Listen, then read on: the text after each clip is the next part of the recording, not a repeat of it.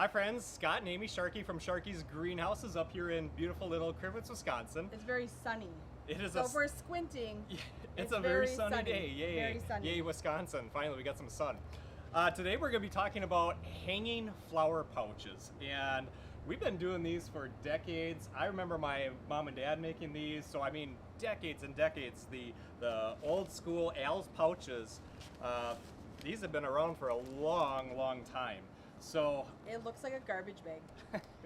well, but it's like thicker and heavier. Some greenhouse guy was very inventive. Yeah, he was, and came up with this hanging pouch. And we always do impatiens in them, and the impatiens just seem to perform the best. We've tried other ones, and that doesn't mean that you can't try something else. We've done wax begonias. Yep. Petunias, the bedding plant petunias, they're okay.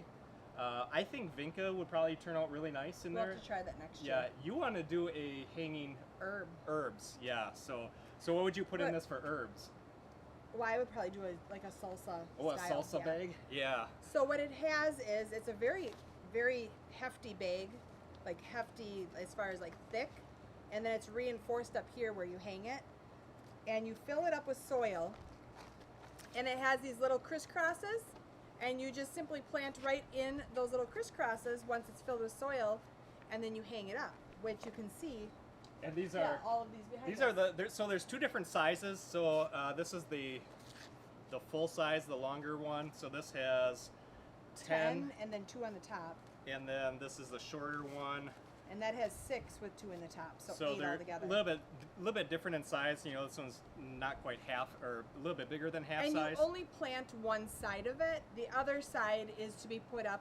It goes up on a wall, or on a tree, or on a fence post, something that it rests against. But they work really nice. They turn out fantastic. Amy's going to go ahead and plant up one of them just to show a little bit of how we do it, and to give credit where credit is due. Jane, our old school garden guru, she's been the one that she does them, and she just has a pattern, and she does them, and so I've already filled it up with soil. So I filled the whole entire thing, and I'm taking these little slots and just simply inserting my impatiens. Yep. And you're just gonna kind of squish it right in there. It's a little bit easier when the plugs are smaller. Yeah. But this does work. And then I'm just taking the little flaps and making sure that they come back out, keeping that soil all contained. And you're gonna keep doing this the whole way up. And then on the very top, I'll plant 2 coming out the top so that it looks nice and full. So I'll keep popping these out for you. Why don't you talk about trimming back if we need to? So we can either trim, impatiens look best when you go through and give them a haircut, and they just perform so nicely when, and our customers just hate doing this, but I promise you it will make your impatiens just absolutely beautiful. You only need to do it once, and there's no precision. I just would take this plug and just give it a haircut just like that. That's all it does, and you can see how it fills out so nice. Once that gets going, I mean, look how beautiful that is. They just really fill out. Now, like I said, we only do this once when we plant them. We did see a couple on here that were looking a little bit unruly, and I would look at that right there. Like this one. Here, show them on this side. Give a little side view. Yep. Do you see how he's really sticking up above the rest? And for whatever reason, it just kind of grew, and I would just give that a haircut too, and just to really trim it up and get that to fill out. When we cut it, it forces that growth from underneath. So cutting this off, it forces that growth laterally. So it really turns out nice. You're cutting all my flowers, and now I don't know which pattern. Right? I'm a pattern.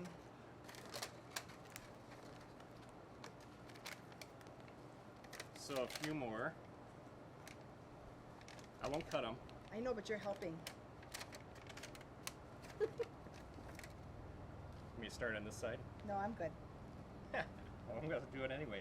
So why don't you talk about watering? Because, you know, you're we always say don't water till it comes out the bottom, and you don't want to water till it comes out the bottom Because but- there's no drainage at the bottom. There are the holes at the bottom, but if this got waterlogged, you could run into trouble. And again, feeling that heft, or getting an idea of how much water that should take, and just lifting it and making sure it's got some heft to it, but it's not pouring out. But you do have to water up at the top and just kind of let it, yeah, the plants down here really have to wait for that water to come down and saturate all the way through. But again, don't saturate it so much that it's just pouring out the bottom. That's going to be too much.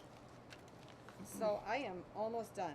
It looks like a wet cat right now, but it's going to fill in. It only takes a couple weeks. Go through, cut them back right away, and then we fertilize at least once a week with the Beat Your Neighbor fertilizer. So it doesn't take long to go from this to looking like this. A couple weeks, it will really fill in. They make a fantastic little shade hanging pouch, and you It can didn't take long. right. It doesn't take long to put them together. You can find these pouches at our BeatYourNeighbor.com website. So we do have the Al's pouches there, and again, so you can. So look at that. You can try different things in them. We've just found that the Impatiens work the best, but that does limit you to having a shade plant. But that's what we found has really worked out nice. So again, that's an easy way to put together the little pouches. Enjoy them. We're gonna make a salsa bag. Yes.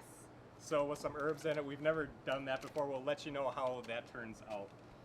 All right. It's gonna be good. I know it. You did a fantastic job. Thank you. Working Appreciate under that. pressure on camera. So again, you can find the Al's pouches at our BeatYourNeighbor.com website, and of course our Beat Your Neighbor fertilizer. That's available at our BeatYourNeighbor.com website also. And there's blog articles, there's tips and tricks. We've got a lot of stuff on there, so be sure to go over and check that out. And we have lots, hundreds of helpful videos on our Sharky's Greenhouses YouTube channel. All right. Yep, we're all set. Thanks for watching. Have a Happy good day. planting.